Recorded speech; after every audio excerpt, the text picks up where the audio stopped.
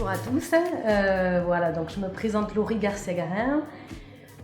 Comme je l'ai dit, on va commencer par moi parce que comme je suis la plus jeune, il y a beaucoup moins de choses à dire. Merci. On est d'accord? Il bouge plus. Donc voilà, donc moi j'ai commencé la musique à l'âge de 8 ans. Bon, je suis née donc dans une famille de musiciens avec le papa à côté, voilà, qui nous a tous transmis cette passion pour la musique. Donc j'ai été au conservatoire toute ma jeunesse, toute mon adolescence et même après encore. J'ai fait donc de la guitare, du hautbois. Puis à l'âge de 18 ans, j'avais très envie de faire aussi du bal, du rock basque, donc je me suis mise à la guitare basse. Voilà, donc j'ai fait plein de choses et puis je pense que c'est une éducation aussi avec un papa qui a fait un peu, il se présentera tout à l'heure, mais un peu de tout et de tous les styles. Il nous a transmis cette éducation et cette variété de styles. À l'âge de 12 ans, je voulais déjà être professeur de formation musicale et chant choral. Voilà. J'avais commencé un peu à chanter, pas beaucoup, on va dire, parce que dans la famille, on avait une famille de chanteurs, mais papa m'a pas trop transmis cette passion pour le chant. À l'âge de 12 ans, donc, je voulais être enseignante déjà de formation musicale. J'ai commencé le piano et à 16 ans, j'ai commencé à travailler. J'avais déjà ma médaille d'or de formation musicale et j'ai enseigné la formation musicale là. Et c'est à cette période-là aussi j'ai commencé le chant choral. Et donc ça fait 31 ans que je chante dans différents chœurs. J'ai aussi dirigé des chœurs, dont je suis désolée, un chœur, le plus gros chœur que j'ai dirigé, ça a été le cercle choral d'Acoa, voilà, 70 bonhommes, hommes, voilà. Et donc j'ai chanté toute ma vie, voilà, je continue à chanter et je suis aussi dans plusieurs groupes, formations de chœur, voilà. Alors je dirais, je n'ai pas forcément d'influence et d'inspiration, c'est justement, comme je l'ai un peu dit dans ma présentation, j'ai eu la chance et c'est ce qui me caractérise pédagogiquement et en tant qu'enseignante. J'ai eu la chance d'avoir une éducation très ouverte musicalement et avec aussi des frères qui sont dans deux milieux complètement différents, un dans la salsa plutôt, l'autre dans la musique expérimentale, tout ça, avec un papa qui sort du bal, moi au milieu qui voulait faire du rock basque et qui voulait chanter en chœur, enfin, donc j'ai pas de principal et à qui à un moment donné aussi, je voulais faire du jazz avec ma guitare basse, donc j'ai fait un peu de tout et c'est ce qui m'enrichit aujourd'hui, musicalement. Jean Garin, je suis retraité et j'étais professeur de formation musicale au conservatoire à Bayonne et aussi chargé de la direction d'orchestre symphonique du 3e cycle aussi, dans le même cadre. Actuellement, je suis chef de musique de l'orchestre d'harmonie de Dax, ça fait déjà pratiquement presque 30 ans déjà. Je fais partie aussi d'un groupe de musique traditionnelle basque, Pumpeka. Et là, c'est le plaisir, on fait danser les gens avec les muchikos, les rotes, enfin toutes ces musiques-là. Et longtemps aussi, je tiens à le dire, c'est avec mochicas, musique sud-américaine.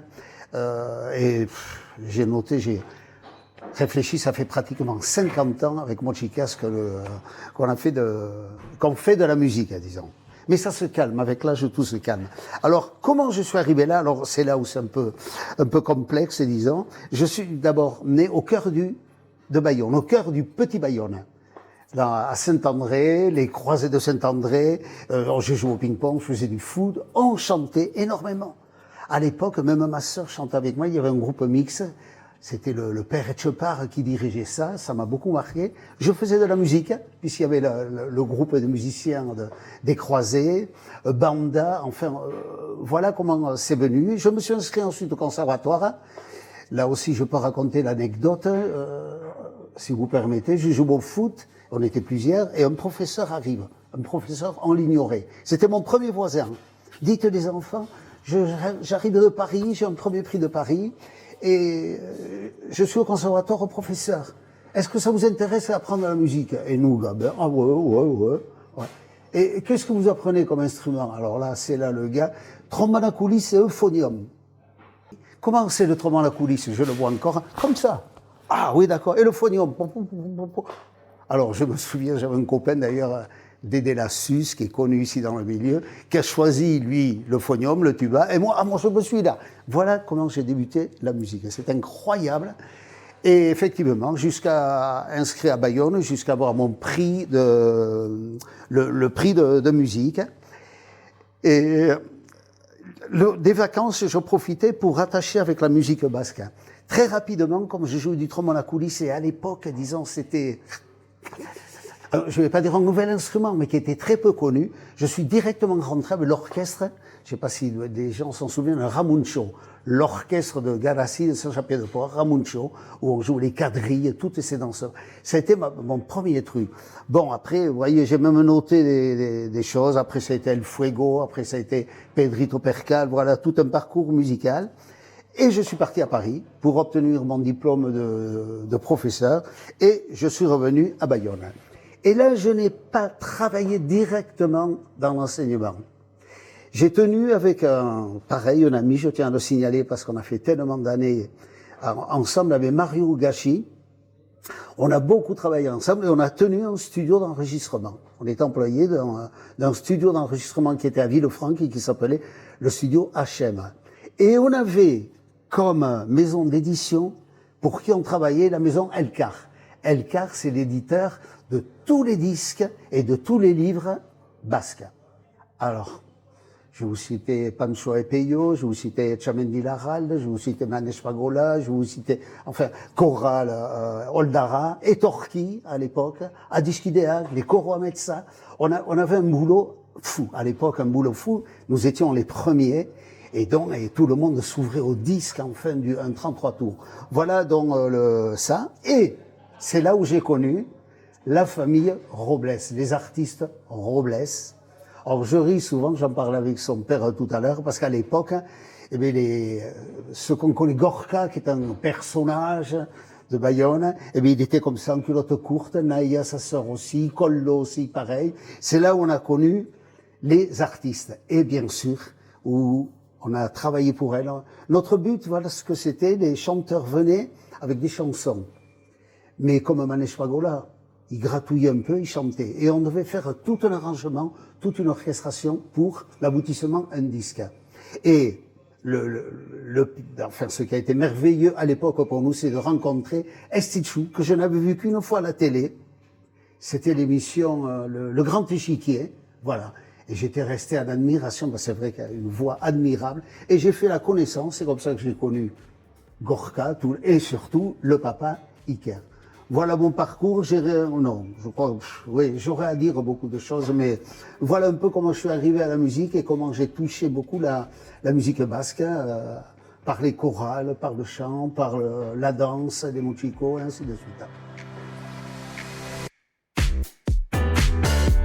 C'est vaste, comme l'a dit Laurie.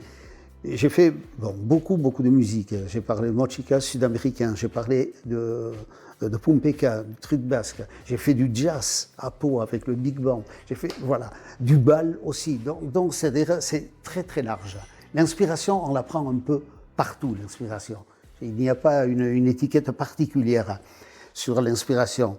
Et par contre, ce qui est arrivé, oui, c'est vrai que de se retrouver des fois pour une demande, pour un disque. J'ai beaucoup travaillé pour les disques, des arrangements pour les disques. Et vous êtes et l'inspiration, eh bien, n'est pas là, elle n'est pas au rendez-vous. Et ça c'est la vacherie. Parce que l'inspiration, comment elle vient pour un musicien? Alors, vous lisez des poésies, ça vous donne l'inspiration. On s'inspire de l'actualité, dans son vécu. On écoute, on observe, et voilà. Comment, on va dire, comment on vient l'inspiration. Mais je n'ai pas un truc particulier voilà, un chemin tout tracé. C'est vaste, c'est large. Je veux dire, c'est facile. Je n'ai rien fait de particulier. J'ai rien fait de particulier. Ils ont vécu, les 3 enfants, dans la musique depuis l'origine. Les répétitions se faisaient chez moi, des chants chorales, des petits ensembles plutôt haute-chaude, je vais dire, que 80 choristes se faisaient chez moi. Donc, ça s'est fait tout à fait naturellement.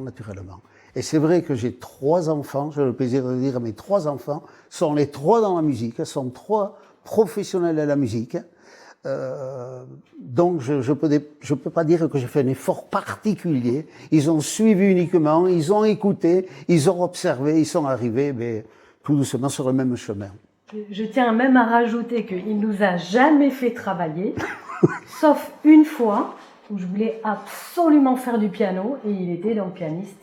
Et donc je me rappellerai toute ma vie de ce cours de piano où ça a duré 10 minutes et j'ai fait demi-tour et j'ai dit c'est terminé, je ne veux plus faire de piano. Et je me suis mise au piano à l'âge de 18 ans, enfin 14 on va dire. Je m'appelle Iker Robles, Aranguis, complet de mon père. Je suis né dans une famille de 11 enfants. Et bon, mon parcours musical, de tout petit, j'ai commencé à danser à l'âge de 7 ans. Et depuis, chez moi, étant tout gosse, j'entendais mes frères et sœurs qui chantaient, qui dansaient, etc. Donc j'ai été bercé par tout ça. Et à un moment donné, mes sœurs avaient monté un quatuor vocal.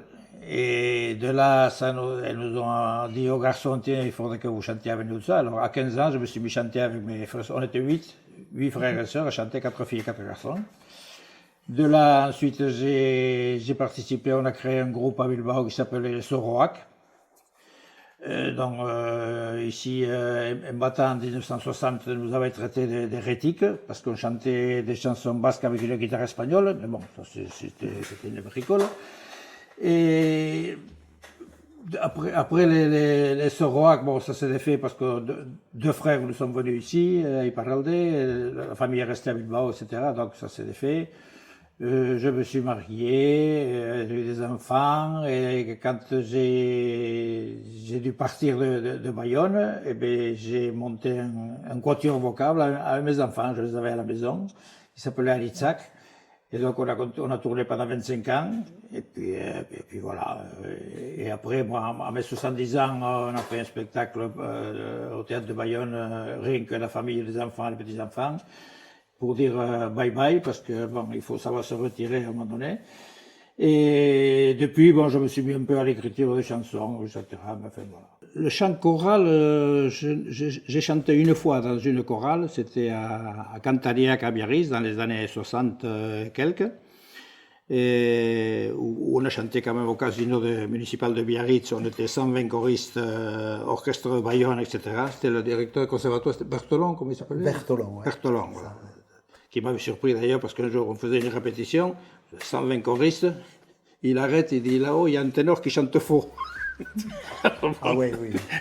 Donc c'est ma seule expérience de chorale, c'était celle-là. Après, bon, je chantais tout seul, je chantais avec ma sœur Stichou, je chantais en quatuor, ouais, en chorale, on a fait un soliste. J'ai fait un peu de tout, mais musicalement, je connais pas une note de solfège.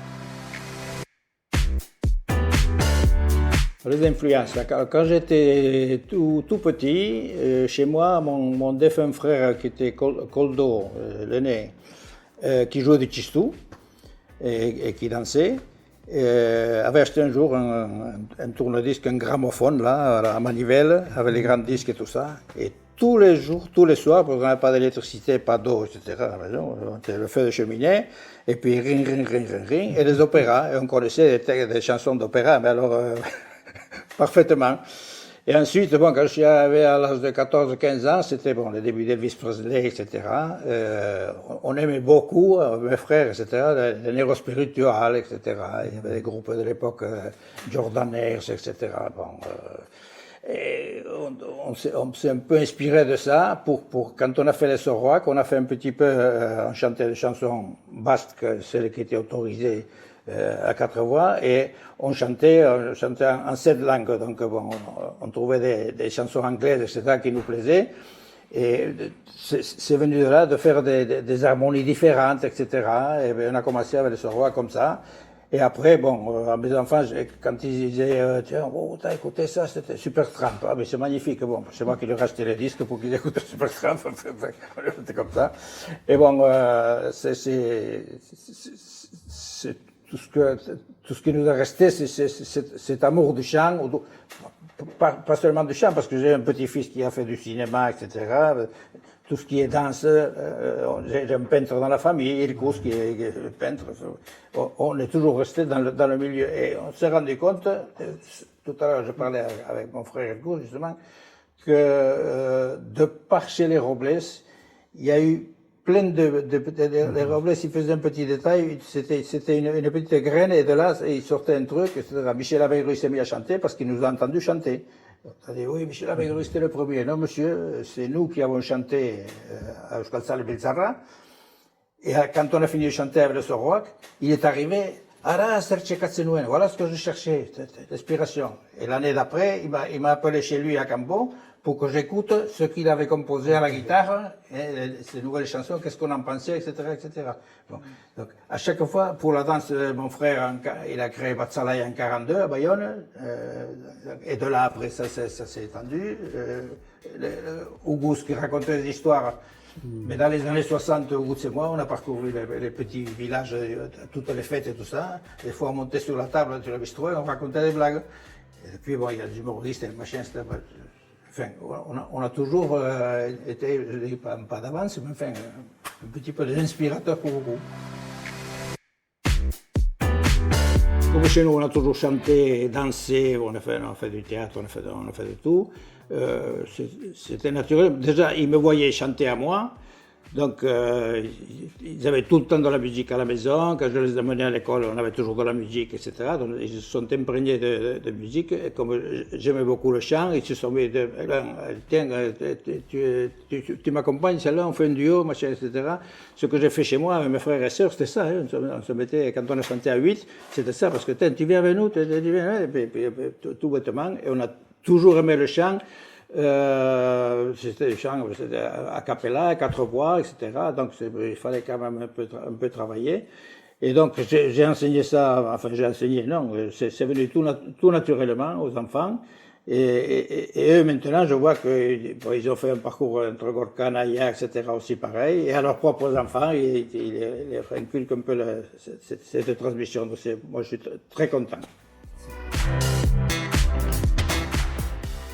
Pour la petite histoire du départ, c'est donc Gorka, mon ami, qui m'appelle et qui me dit « Bon, écoute Laurie, avec Issina Sheak, on a pensé à toi pour composer les morceaux de Kerouac. » Je lui dis « Ah non, mais Gorka, j'ai dit, tu sais, moi, j'ai oublié de le dire dans ma présentation, donc j'enseigne au conservatoire la formation musicale et le chant choral. Et donc je lui ai dit, en plus je suis sur 2 projets musicaux, je vais pas avoir le temps, écoute, sincèrement, voilà. J'ai dit, mais demande à Aïta, peut-être qu'Aïta, il va le faire, hein, voilà. Donc il appelle Aïta qui dit, oh non, moi je sais pas, le chant choral, le truc, les voix, hein. Moi j'ai pas trop l'habitude. Donc il m'appelle, j'ai dit, mais oui, mais papa, mais t'inquiète, on va le faire à 2.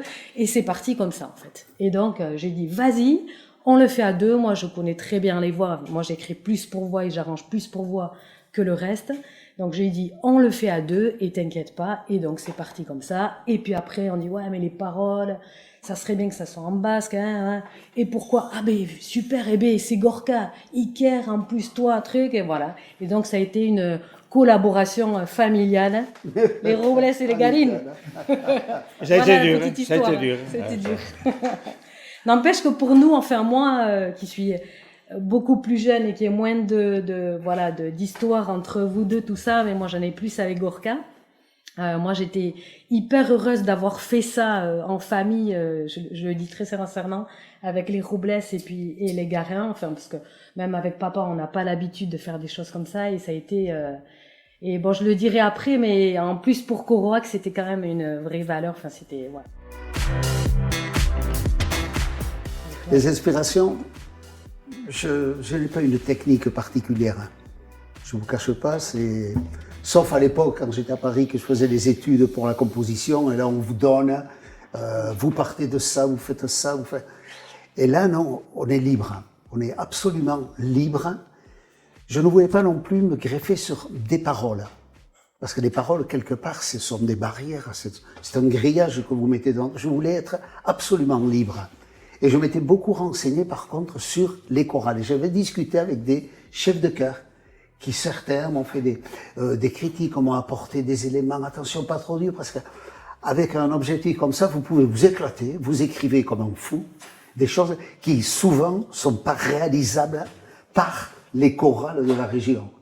C'est ça. On m'avait dit, on m'avait averti des chorales, méfie-toi Jean, méfie-toi, ne pars pas, ne t'éclate pas, il faut qu'on puisse nous, la plupart c'est vrai ce sont des amateurs, qu'on puisse les chanter.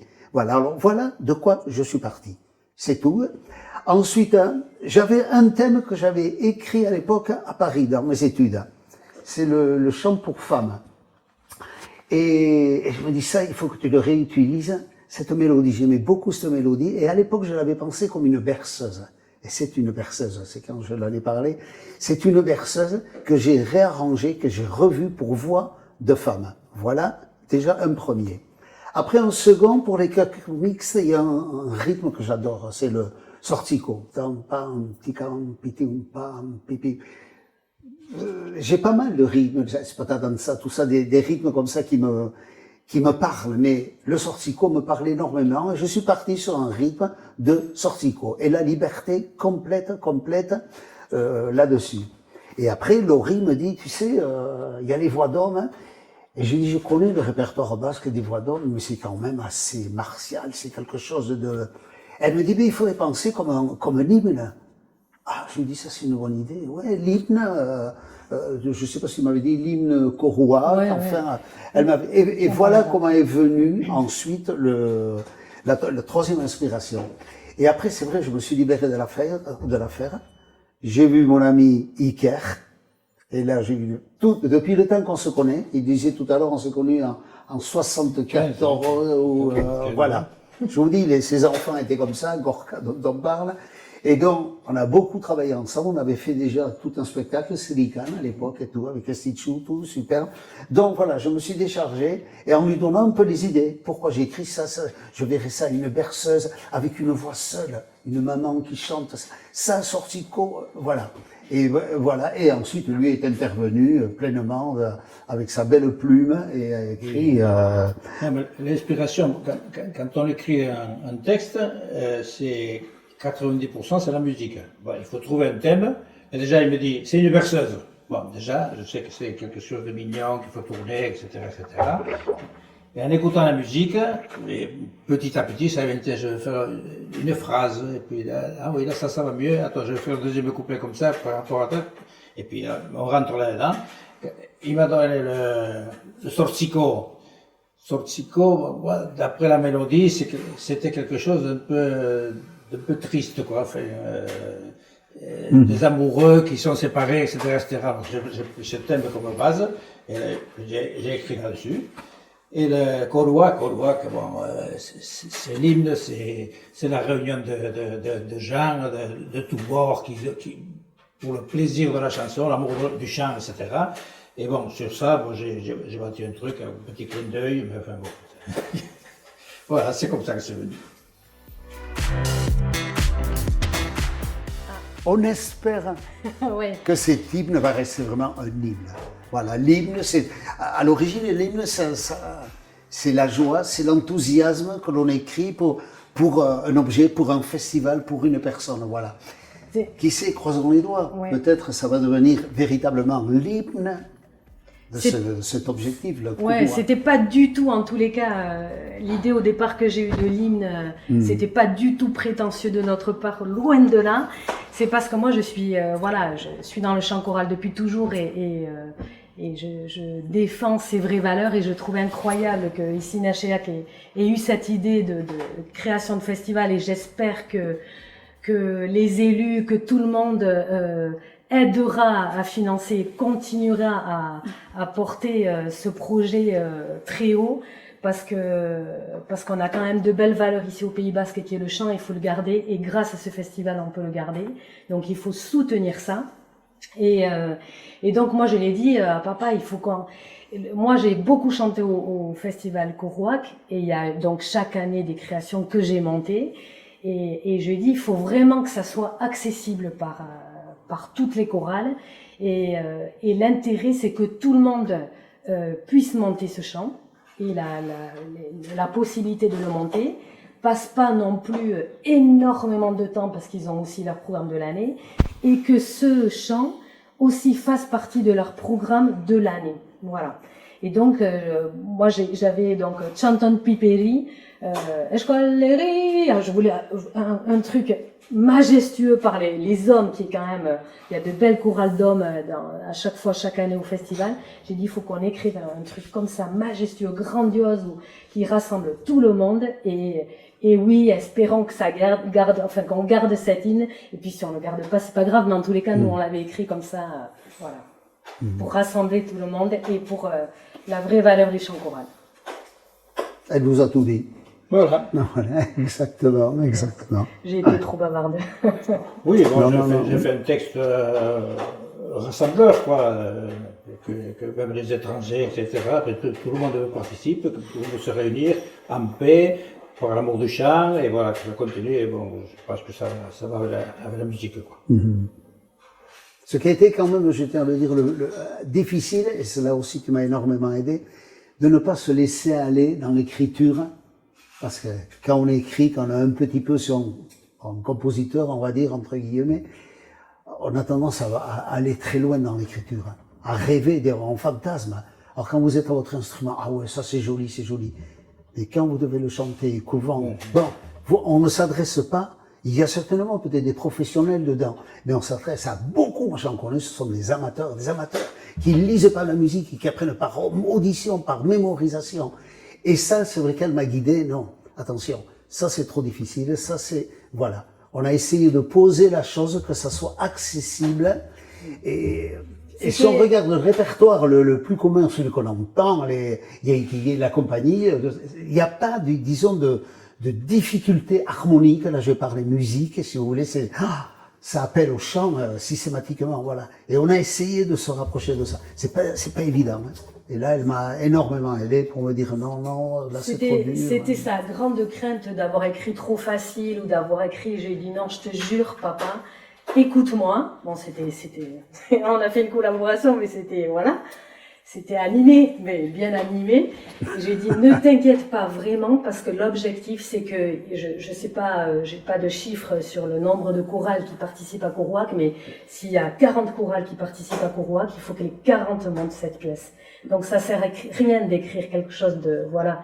Il faut que tout le monde ait le plaisir, parce que c'est avant tout ça pour toutes les chorales, qu'ils aient le plaisir aussi à le monter, et pas que ça soit un casse-tête et pour le chef de chœur et pour les choristes à s'arracher les cheveux.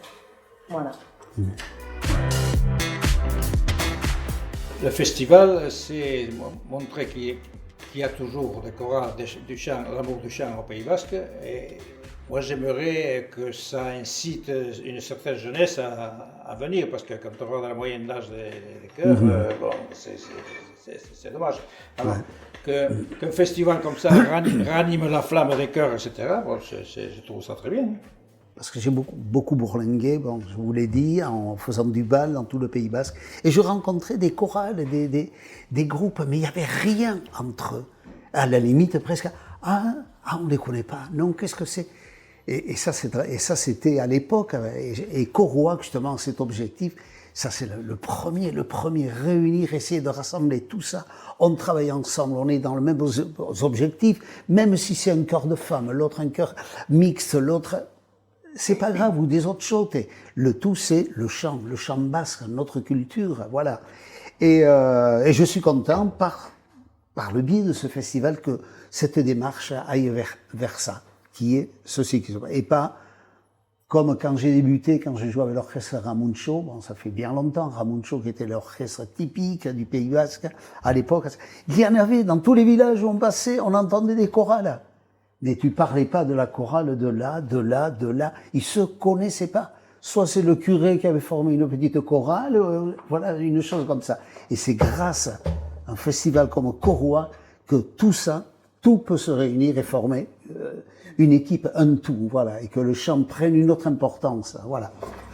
Je vais juste, terminer en disant que on dit, c'est vrai, en effet qu'au Pays Basque, ça chante, enfin, en tous les cas, on a vraiment cette image-là et on dégage cette valeur ailleurs en France. On dit, oh oui, mais au Pays Basque, vous chantez, tout ça. Oui, on chante, mais comme a dit Iker, on a quand même du souci à se faire, et moi qui enseigne au conservatoire depuis très longtemps, on est assez inquiet par rapport au chant. J'ai dirigé des chorales d'adultes, je dirige des chorales d'enfants. On peut pas dire que ça chante énormément. Et donc c'est à nous justement, et c'est pour ça que je terminerai en disant sincèrement un grand merci, un grand bravo à SNHR qui a eu cette idée fantastique de créer ce festival de chant autour du chant choral, parce que il faut qu'on développe ça et qu'on tienne bon, et voilà, et vive le chant choral.